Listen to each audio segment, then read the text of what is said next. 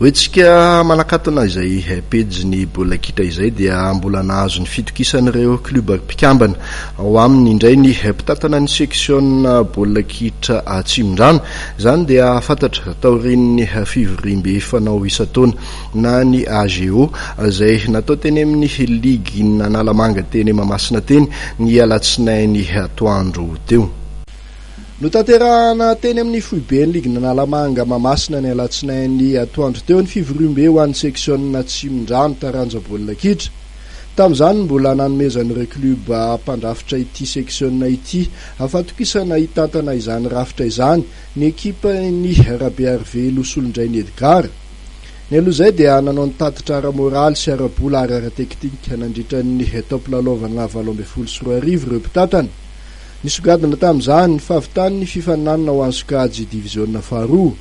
Ankoatray dia nanamarika intaona lasiny ihany koa ny nazahoan'ny section Tsimondrano mpitsara resam-pirenena sy instructeur des arbitres CAF vaovao. Nampanantena moa ny filohan'ny section sy ny ekipany amin'ny fanatsarana ny fifaninanana amin'ity taona 2024 ity.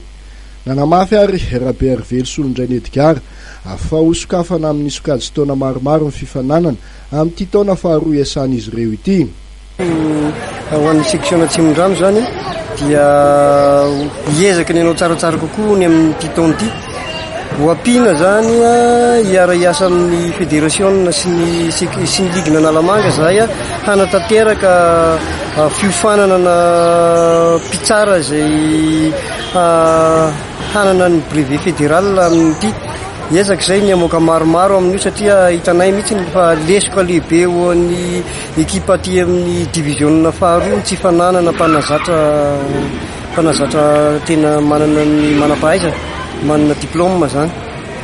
Faharoa manaraka an'izay ezaka izay ny ana bebe kokoa ny club izay andray anjara na dia fohy ihany ara ny fotoana ananana mba ahafahana mamoaka club tsaratsara ho any amin'ny Ligue 2. Tonga nanatrika ity fivorimbe fanao isan-taona ity moa ny solotenan'ny ligy Analamanga sy ny solotenan'ny direction régionale des sports any Tsimondrano. Ity faran'ity izay nanamafy ny tokony hanavaozana ny certificat de conformité ho an'ireo ekipa tsirairay satria ilaina amin'ny fijoroan'ny club ara-dalàna izany. Tezakilan'izay dia naporisika ny anaovan'ny fifaninanana matotra ahafahana mamoaka tanora mpilalao kalaza eto Analamanga ny avy eo amin'ny ligue apia ity section ity.